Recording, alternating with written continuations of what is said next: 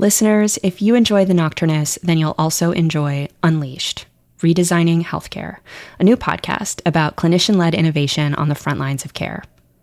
The featured guests are the clinician innovators themselves, their stories, their voices, their ingenuity, their commitment to their patients, and their humanity, and even the deeply felt gains in their own well-being. Unleashed is from our friends at the Dartmouth Institute, one of our sponsors for this episode. Learn more in today's show notes or search for Unleashed, Redesigning Healthcare anywhere you listen to podcasts. Support for The Nocturnist comes from the California Medical Association. At The Nocturnist, we are careful to ensure that all stories comply with healthcare privacy laws. Details may have been changed to ensure patient confidentiality. All views expressed are those of the person speaking and not their employer. This is The Nocturnist. I'm Emily Silverman. Today, I'm joined by Francis Southwick, physician, writer, and storyteller.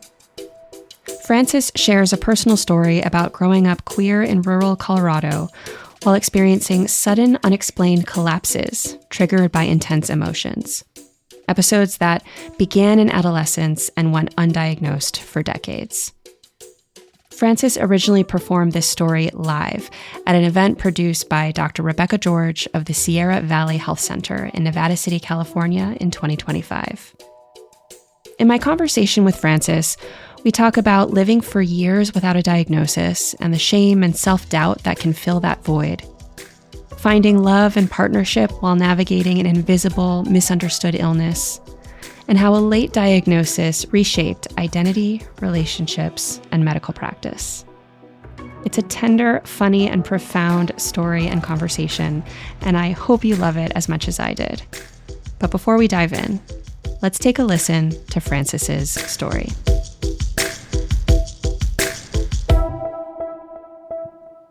This is the story of 3 couches.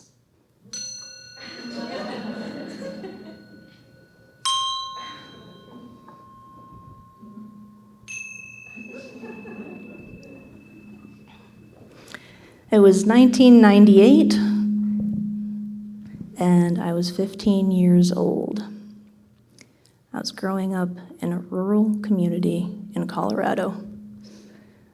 It was so rural that our town's restaurant was called the Tumbleweed. And there was this girl. Her name was Annie.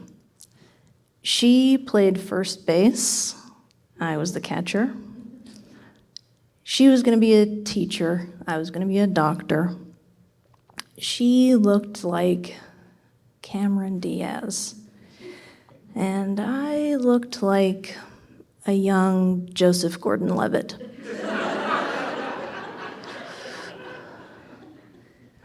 I woke up one morning and realized I am in love with Annie, and I need to tell her.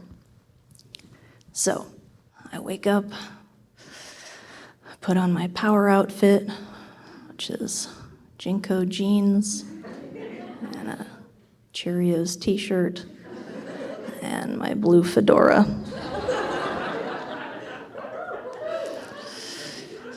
Fourth period biology. She sits right next to me, so the class is a blur. The bell rings, and she asks me to lunch. So my heart starts pounding, and I'm pretty sure she can see my heart through my shirt. So I grab my notebooks, I hold them to my chest, and I think it's time to tell her. Annie? Yeah, France? What is it? And suddenly I feel weak. But not just a little weak, like colossally weak. My notebooks tumble to the floor, and then I crumble to the floor, which is just thinly carpeted concrete. Annie's over me. Are you okay, Francis? Oh my God. And I try to answer her, but I can't speak. I can't move my fingers, my legs. I can't even move my eyes. It's like full locked-in syndrome. Somebody calls 911. The ambulance arrives. Everybody's still asking me if I'm okay, and I'm still completely mute and unable to move or answer. So, fearing a spinal cord injury, they snap on a hard C-collar, strap me to the stretcher, whatever, hardboard, right? Not an EMT, sorry. And they load me into the bus, and Annie is holding my hand, and we're making our way through the county roads to Denver. And I still can't move or speak. It takes 15 minutes, and eventually I start breathing a sigh of relief because I can move my eyes finally again, and I can start moving my fingers. I can start sort of mumbling a little bit. And by the time we get to Denver, I'm walking, I'm talking, I'm doing well. The ER's like, eh. So my dad drives to Denver. He picks me and Annie up, drives us to our tiny town. And later that evening, he shares with me what his theory is of why I fell down, because the ER didn't know. He said, I think Annie's trying to make you gay. And that's why you fainted.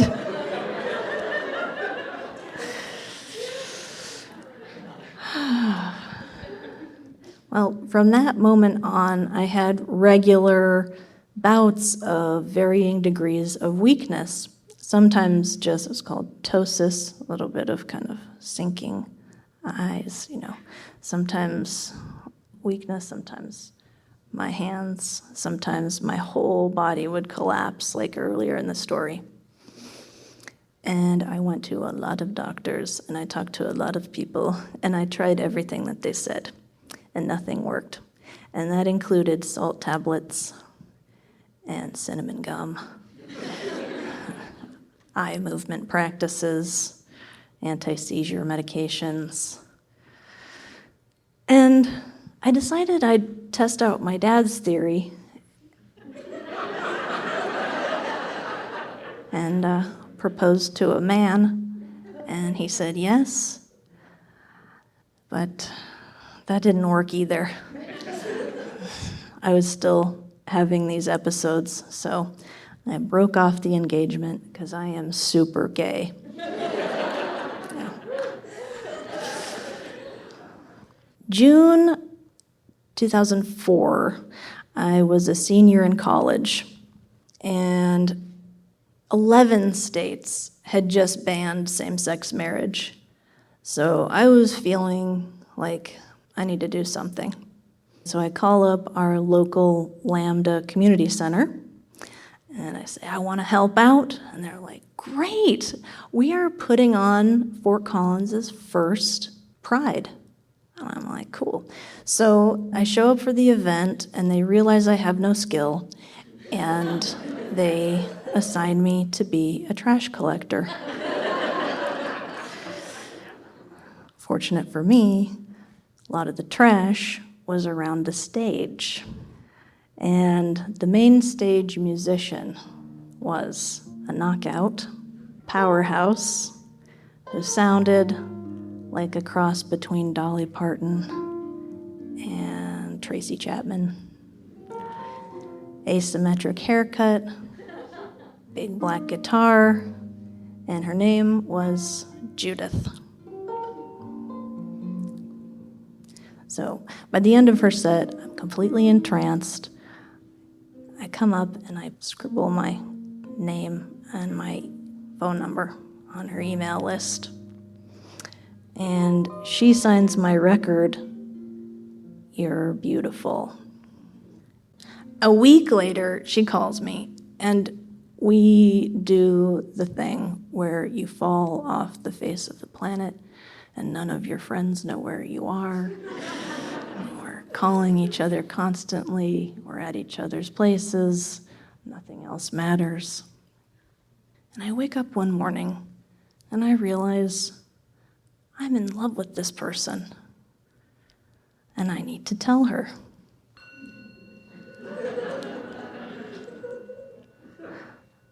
We're on her green vintage sofa. Wood-walled apartment, houseplants everywhere. This very graceful black cat walking across. I set down my rooibos tea. And I say, Judith? Yeah, France? I love you. And at that point, I realized I had not mentioned my quirk about falling down sometimes. And I take a header into the couch cushions. Judith checks to see if I'm breathing, stands up, walks away, gets to the front door. The door opens and closes. And now I am left to my thoughts.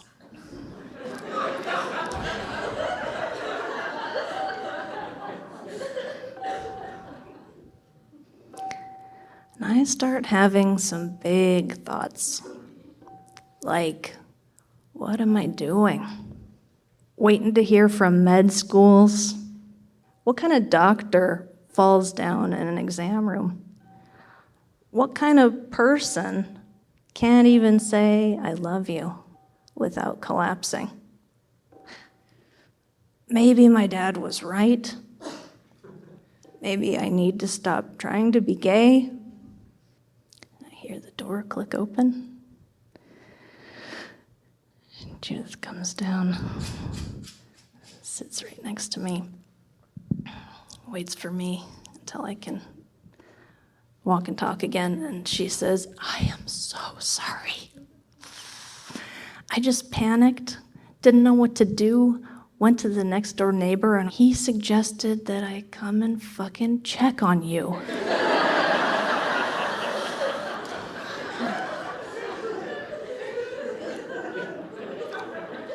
So, a week later, she says she loves me too.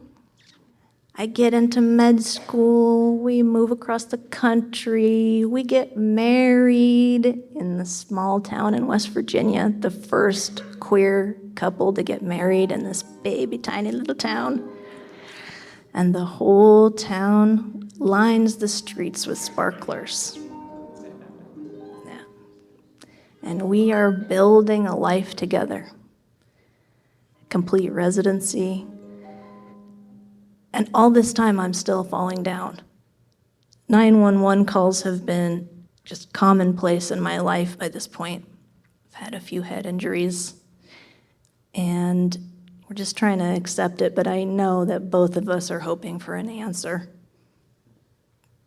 20 years after that first episode, on the 20th doctor, Judith and I are sitting in his office, and he's a quiet neurologist. He asks me the most important medical question of my life. He says, do you experience sudden bouts of weakness when you are also experiencing intense emotion? Judith and I are like, is this a joke? She screams. The tests, they end early because the results are so conclusive. The diagnosis is narcolepsy.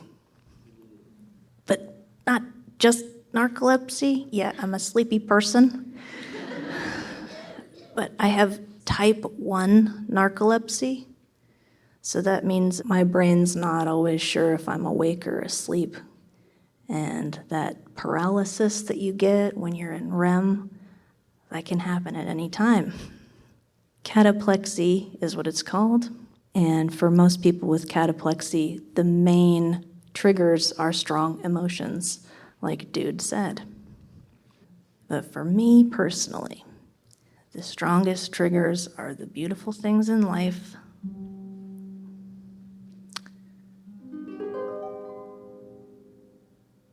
Children laughing.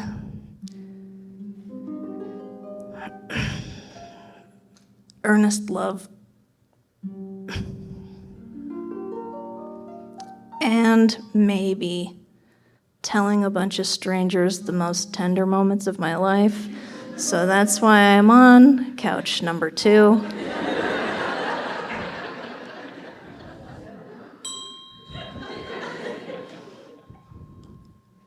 This Christmas, Judith and I, like we've done every year since we started accepting my diagnosis, we will get our laundry basket, pack up the gifts, walk around the block to my sister's house, where we will be greeted by excited children. We'll come inside, sip coffee, eat frittatas, and I will make my way to the corner of the sectional couch, number 3.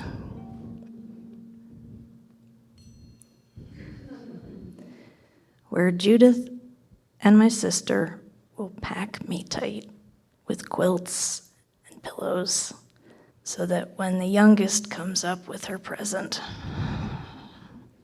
and she says, "Aunt Frankie, I made this for you," I will have a soft place to land.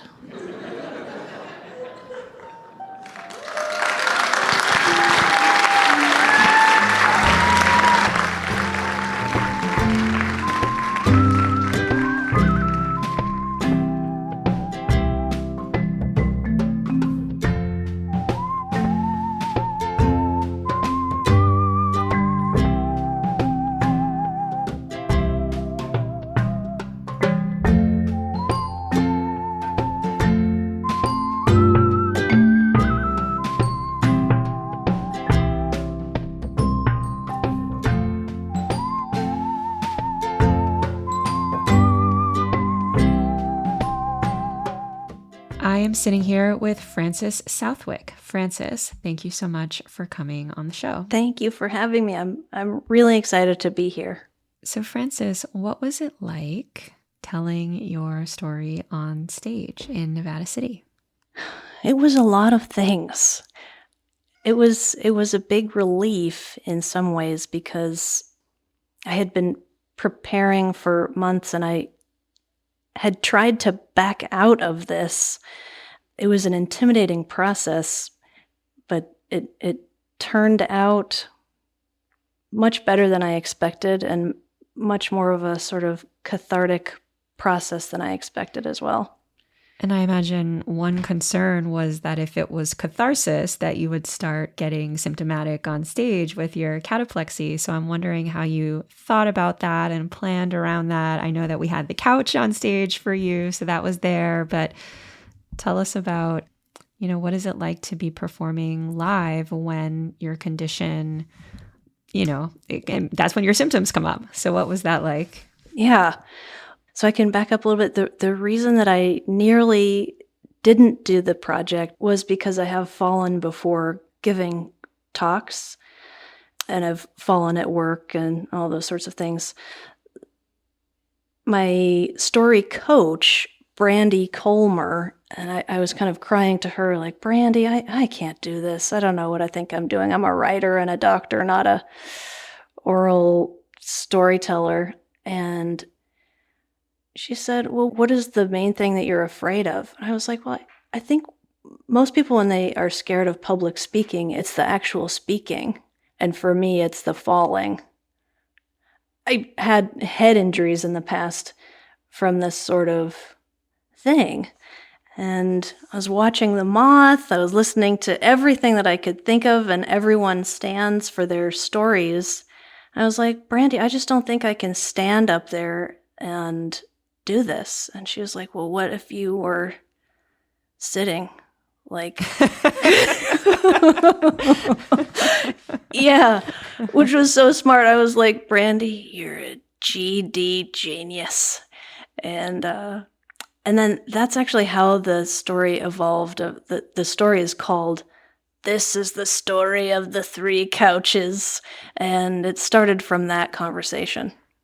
I want to walk back to the beginning of your story.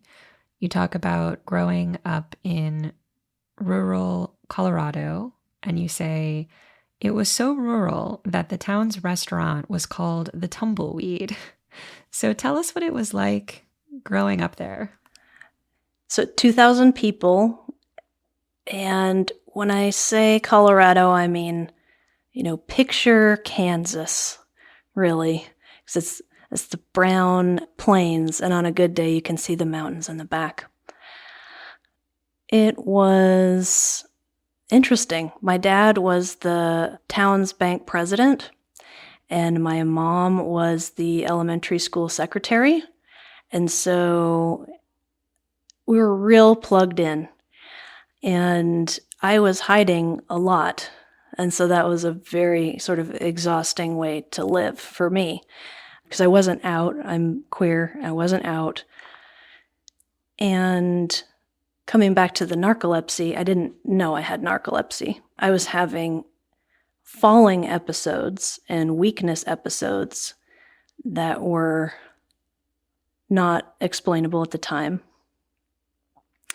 and were chalked up to stress or dramatics, things like that. And it was a quiet place, and I was tied up in knots in a way, living there.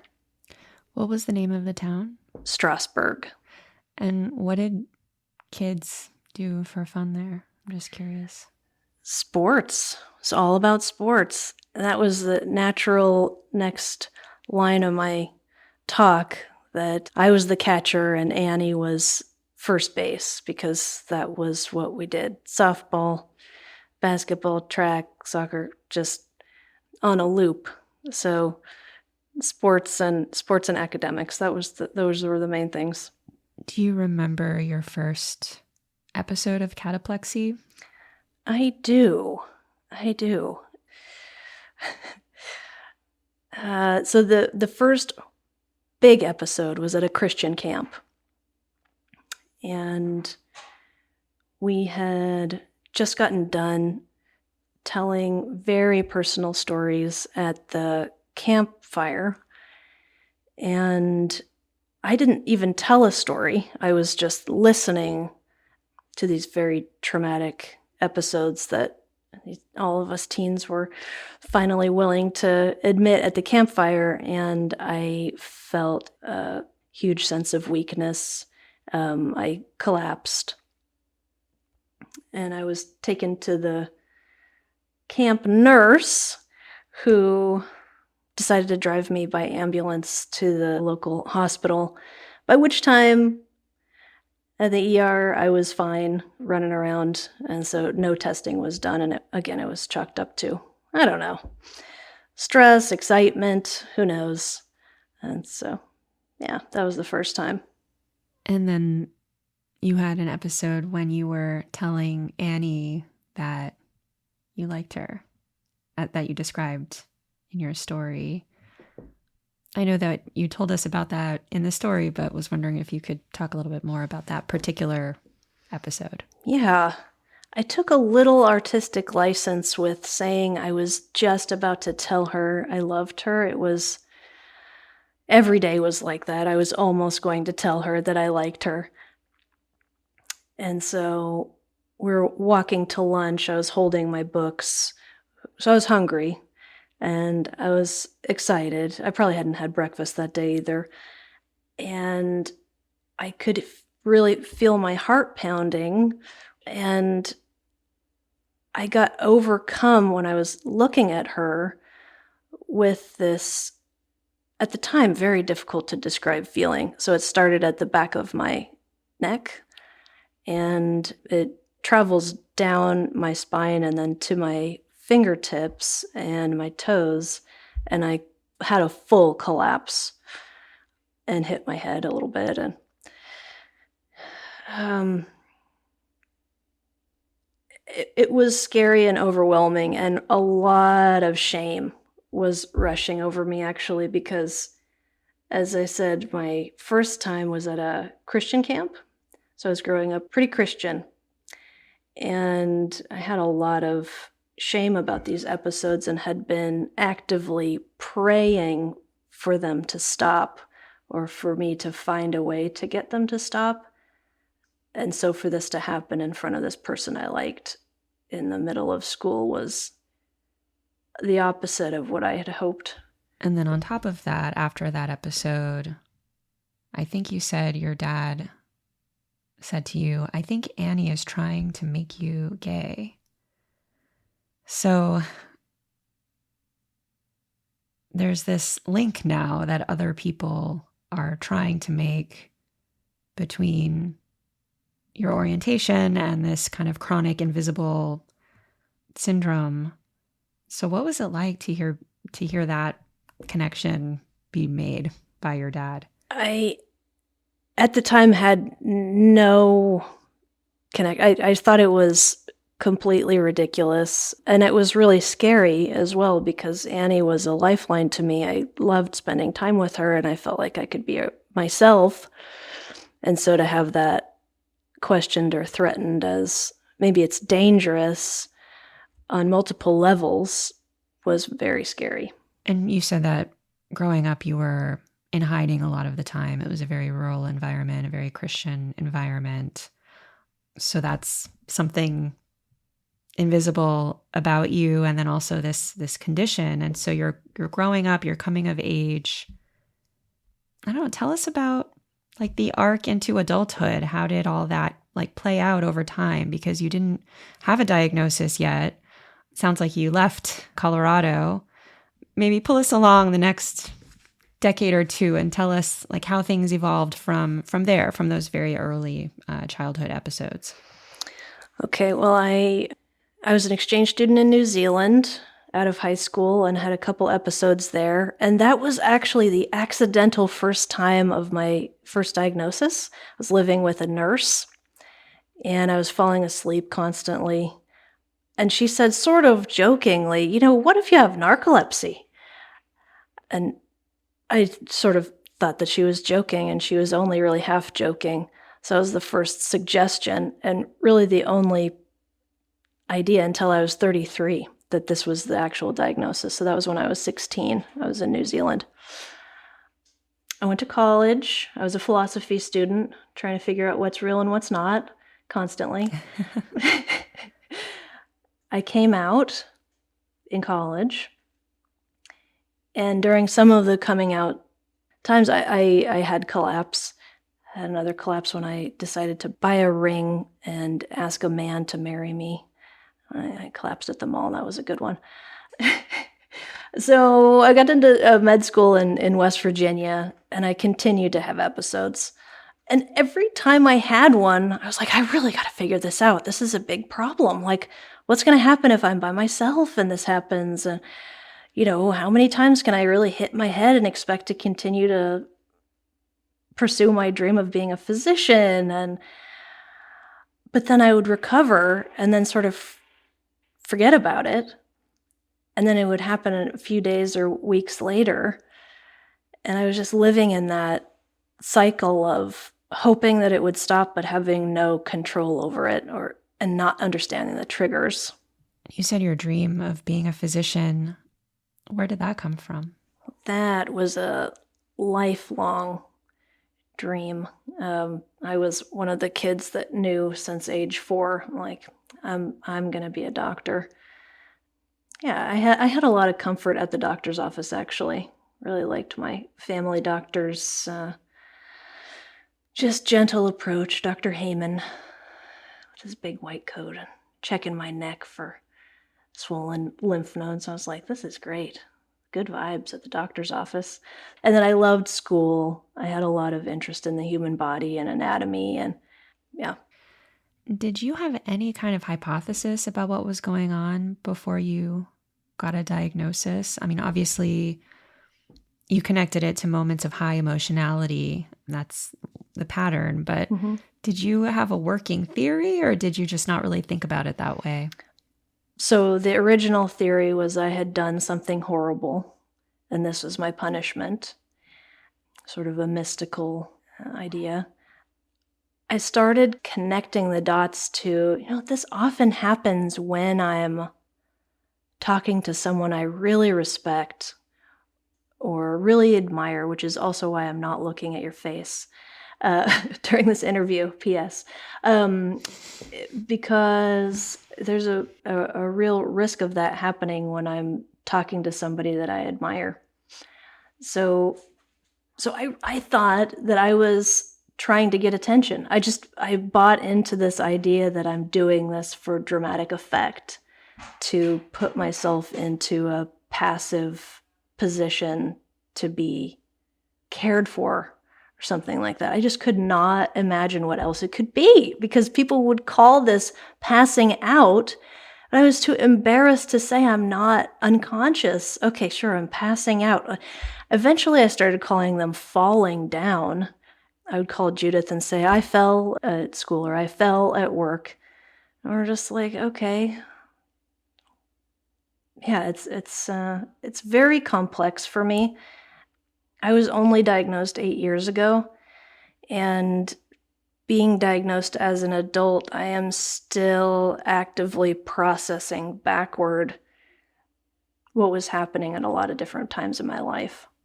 A few years ago, I read this book called Metanosis. So instead of diagnosis, it's metanosis. And the author is, she's not a physician, she's an academic. Her name's Danielle Spencer, and she's based at Columbia University. And she has a really cool background. She works in the medical humanities, but she used to work with David Byrne from the Talking Heads, like in a creative capacity. She worked with him. And she wrote this really powerful book. It's definitely more of an academic text about this concept of metanosis. So the idea is that metanosis is an experience that you have when you get a diagnosis and nothing changes for you really, like materially, but there's kind of a narrative rupture in the sense of self, where suddenly you're looking back at your whole life and you're like, oh.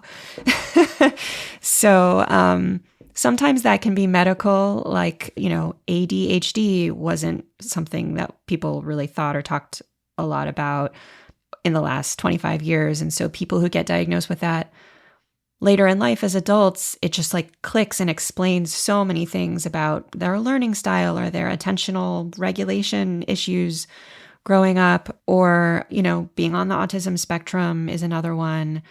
Sometimes it has to do with doing 23andMe and finding out that your father isn't your father, or she even had some sci-fi examples, like from Blade Runner, I think it was, where there's like a character throughout the movie and then you learn that they're like actually not human, they're a cyborg. And so this idea that like you get a piece of information, it doesn't necessarily change your day-to-day life or your prognosis or how you live, but it causes a complete like reshuffling and reorienting of how you conceive of yourself. I had a little bit of this because I'm adopted, and I learned new information about where I came from as an adult, and it like really, really shifted the way that I thought about myself. So I'm wondering if this concept of metanosis resonates with you. And like you said, it's been 8 years, but it sounds like you're still, I guess, working with that narrative that ruptured from getting that diagnosis. Oh, yes, definitely. That all fits. I like that. Now I want to read that. I wrote a little outline, a 4-part outline. It's very few words right before this interview. And I just wrote college queer, then trauma processing. And the past 8 years have been about narcolepsy. So learning about being gay, and then also about being a non-binary person who's been non-binary consistently my whole life, and then doing some trauma processing, and then learning about narcolepsy. Each of those stages have helped me completely re-examine my life retrospectively. I love doing it, but it's also tragic sometimes because I see how many junctures I could have had less suffering and less shame, at least, had I known some of these things earlier. Do you think about it in a storytelling way at all? Like, do you ever think of yourself as a character with like new information revealed about the character? I don't know. That's how my brain works. And I'm wondering if you ever see things through that lens too. Yes. I have put out 2 books. The first one was all about medical training, Prognosis Poor. And it was very focused on, wow, I didn't know how hard medical training would be. It was even so hard. I was collapsing at work. So that was what that was about. And then the next one was Prognosis Fair, all about trauma and my view of myself as someone who had undergone trauma and how that shaped and sculpted my life. And yeah, this absolutely. My character keeps unveiling new, I don't know, pieces of the onion, pulling back pieces of the onion, whatever you want to say. Prognosis poor, prognosis fair. I wonder if there's a prognosis good. To complete the trilogy, to use a Christian metaphor. Yeah, I am thinking so. A lot of things are pointing toward that. My first 2 books were kind of written accidentally. I didn't realize I had written so much until after the fact. Looking back, I was like, wow, the past 6 years I've been writing about one topic. I didn't realize it was all on one theme. And yeah, that's the case. Lately, I've been looking back at a lot of material that I have about found family, because I'm estranged, and acceptance of myself and my family's acceptance of me, and what kind of life I have now, a much more comfortable life.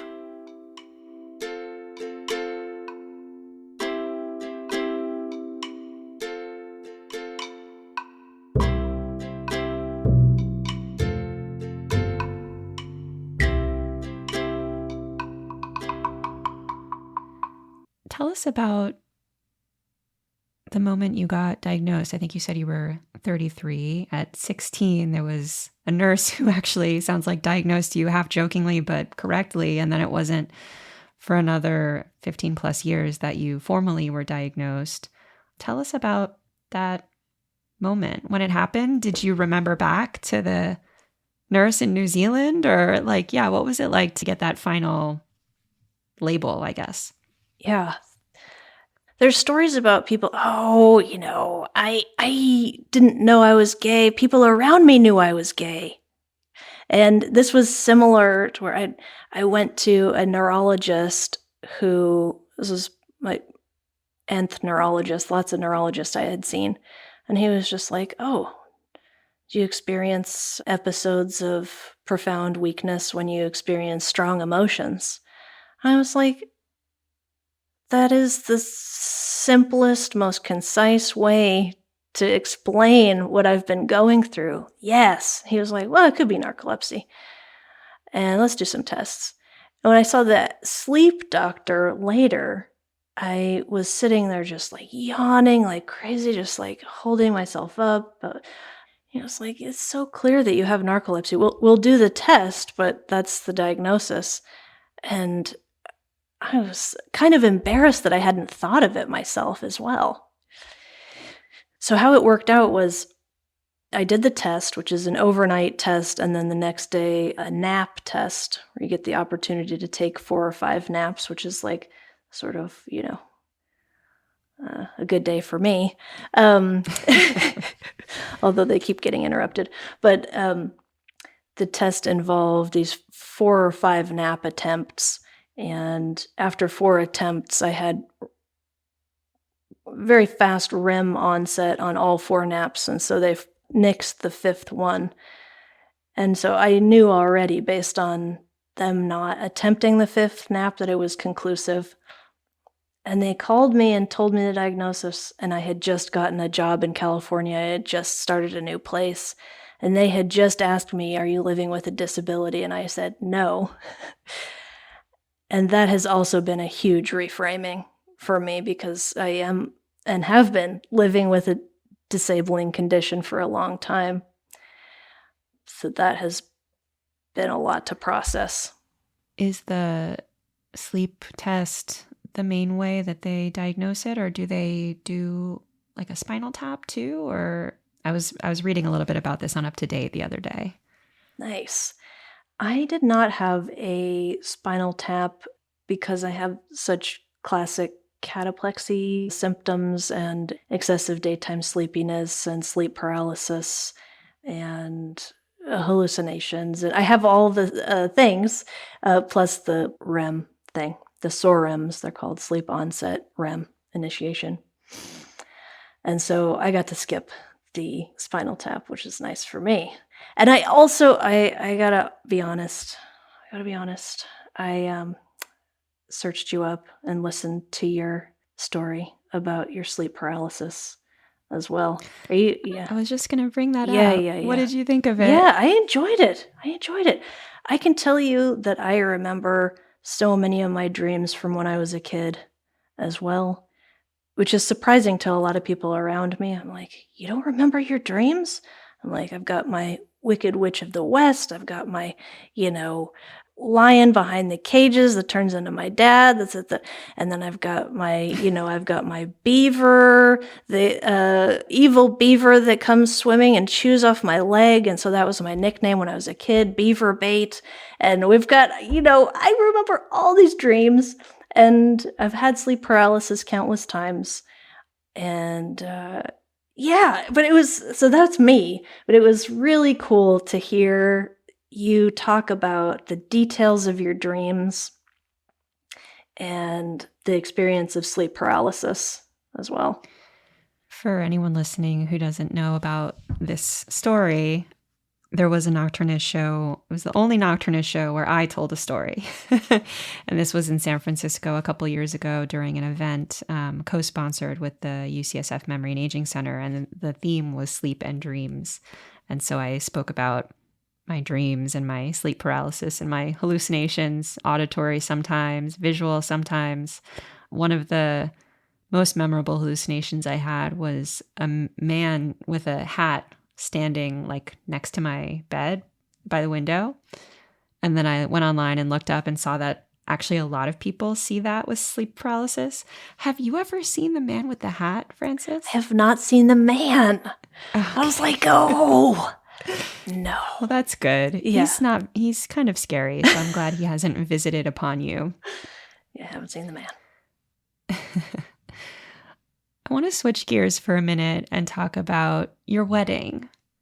So you fall in love with this hot guitarist named Judith, who you see playing music at a festival, and then you get married in West Virginia. And you said you were the first queer couple to get married in West Virginia, and that the whole town came and lined the streets with sparklers. And that was just such a powerful image in your story, and was wondering if you could tell us a bit more about your wedding and being the first queer couple to get married in West Virginia.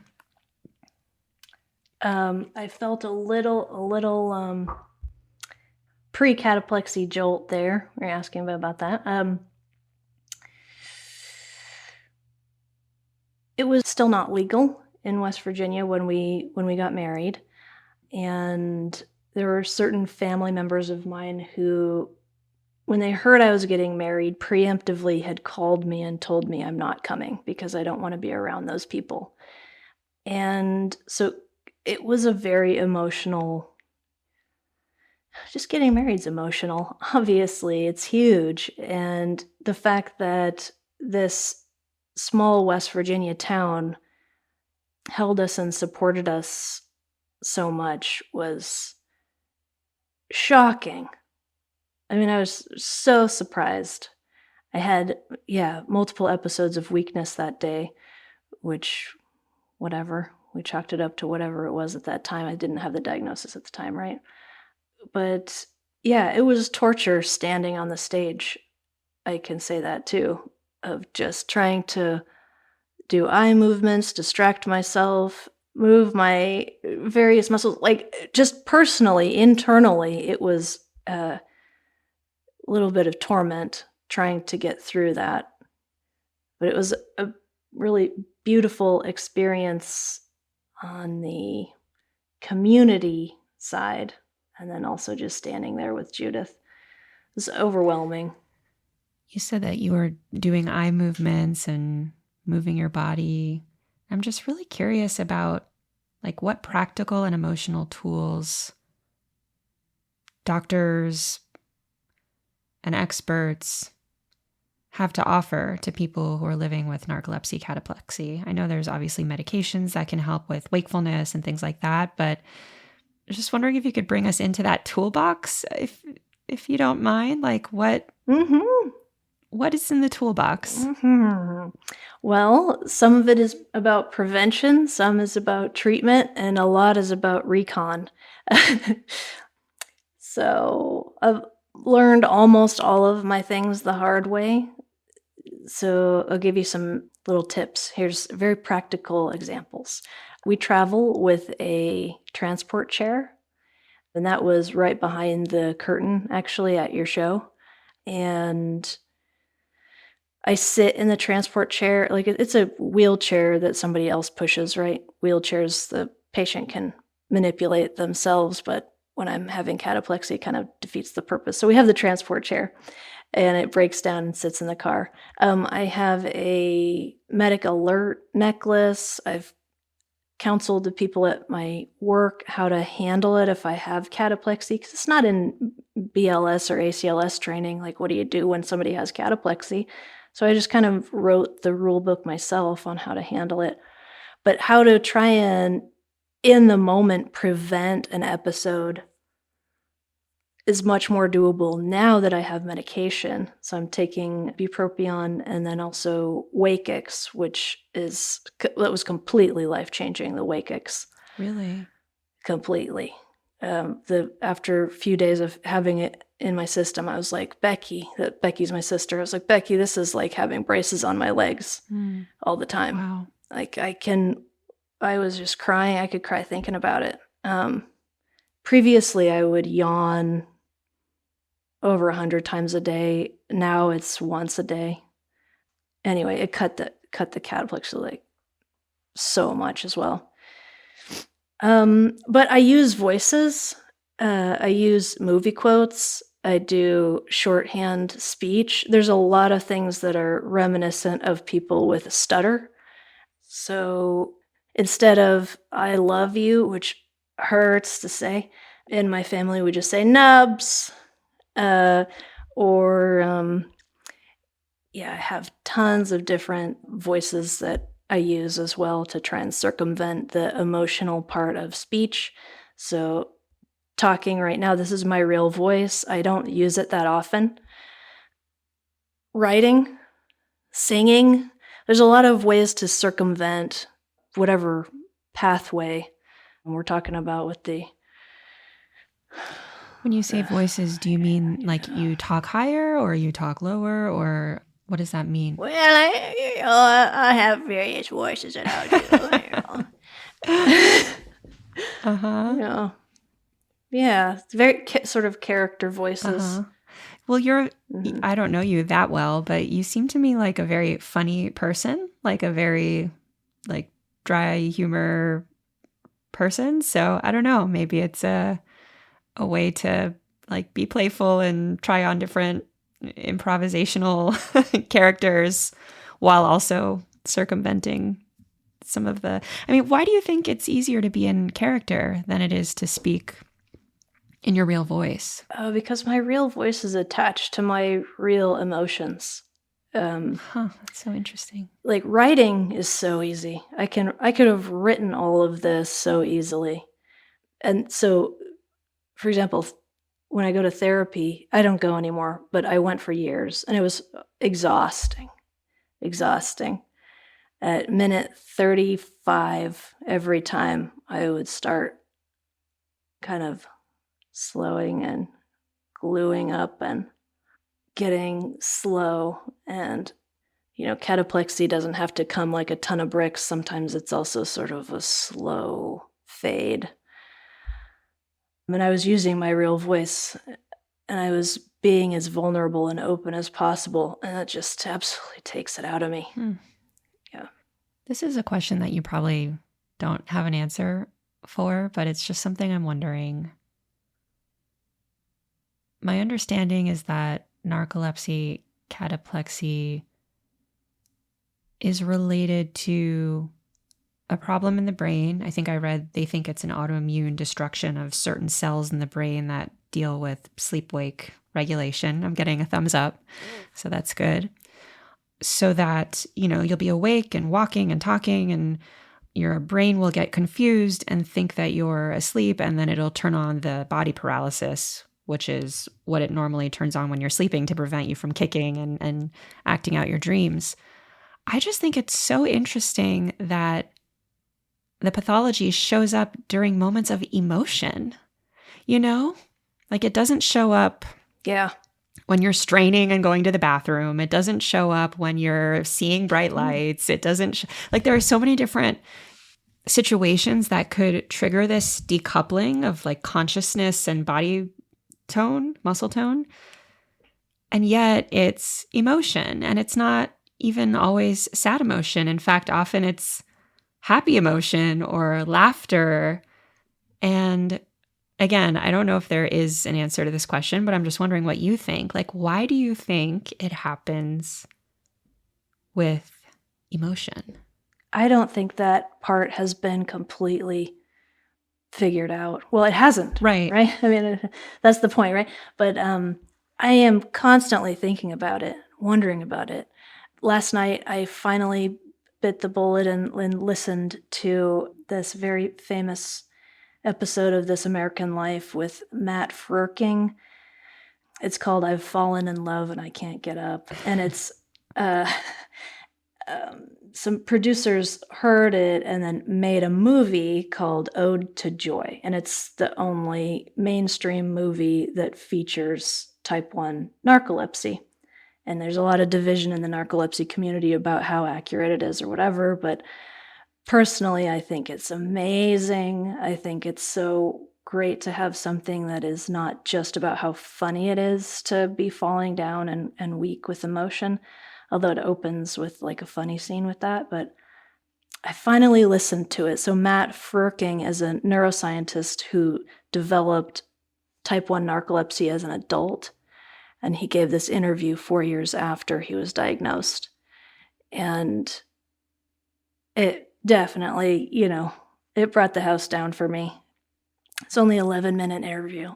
And his wife is interviewed as well. And they're like, well, we used to hold hands, now we don't.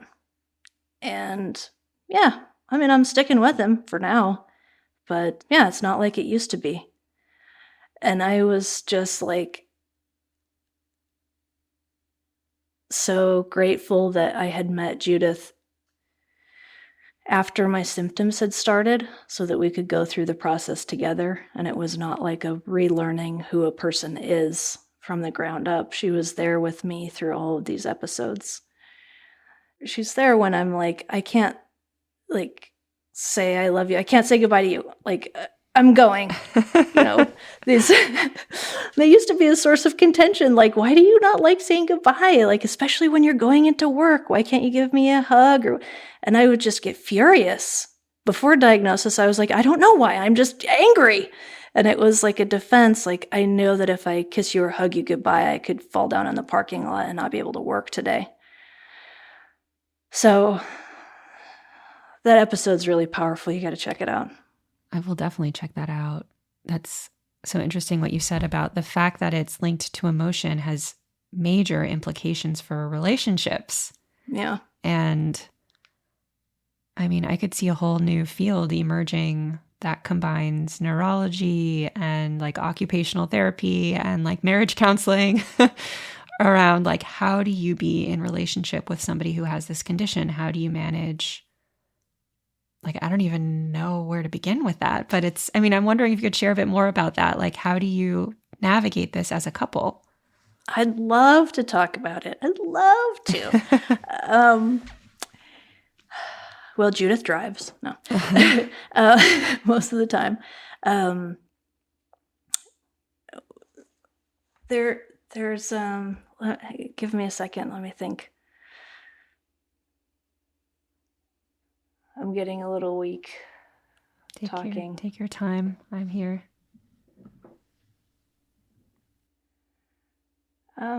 We plan ahead.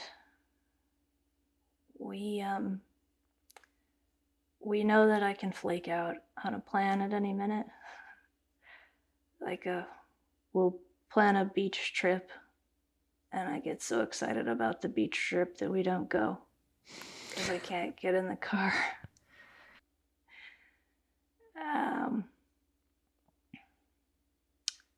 We live a mile from my office, so she can come get me. Sorry. Whatever you need to do. Oh, I know what I was going to tell you. There are narcolepsy support groups for people with narcolepsy, but there's also narcolepsy support groups for people who love people with narcolepsy. So parents and spouses.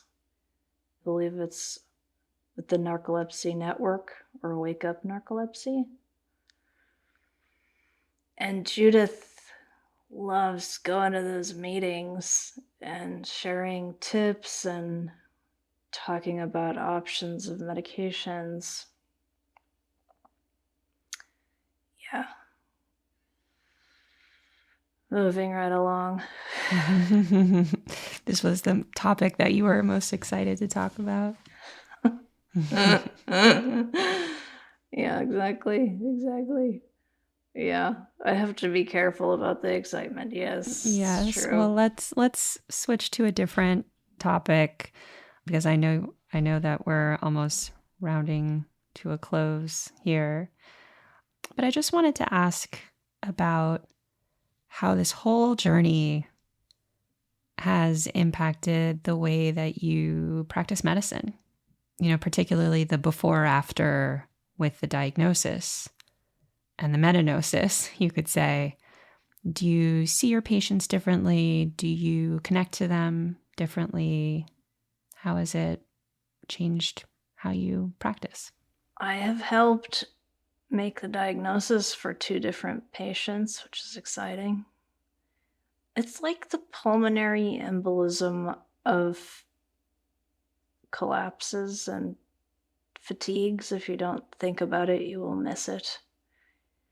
But that's just specific to that diagnosis. I have a lot of empathy for people with locked-in syndrome. Diving Bell and the Butterfly. I don't know if you read that and saw the movie, but I get tastes of that. And so people who have had strokes or people living with autism love me the minute I walk in the room because they can tell I'm in their neurological family, or people with traumatic brain injuries. Yeah, it's a club that if you haven't experienced some sort of severe neurological phenomenon, it's hard to really physically empathize. And yeah, so it's a gift in that way. Yeah. Physically emphasize. That's really well put. Well, this has been a wonderful conversation. It's so good to see you. And it's so good to unpack the story together and to hear about everything that you've gone through and just the resilience and the humor. The humor especially is wonderful. So thank you for joining us in the Nocturnus Satellites and for coming on the podcast. Thank you so much. Thank you. It's been very fun. Too fun. Super fun. Too fun. All right.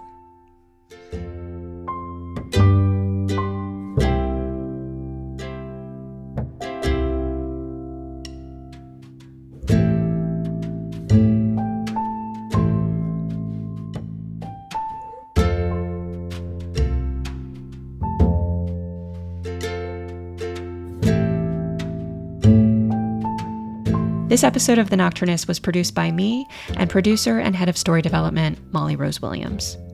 Our executive producer is Allie Block, and Ashley Pettit is our program director. Original theme music was composed by Yosef Monroe, and additional music comes from Blue Dot Sessions. The Nocturnus is made possible by the California Medical Association, a physician-led organization that works to ensure the doctor-patient relationship remains at the center of medicine. To learn more about the CMA, visit cmadocs.org.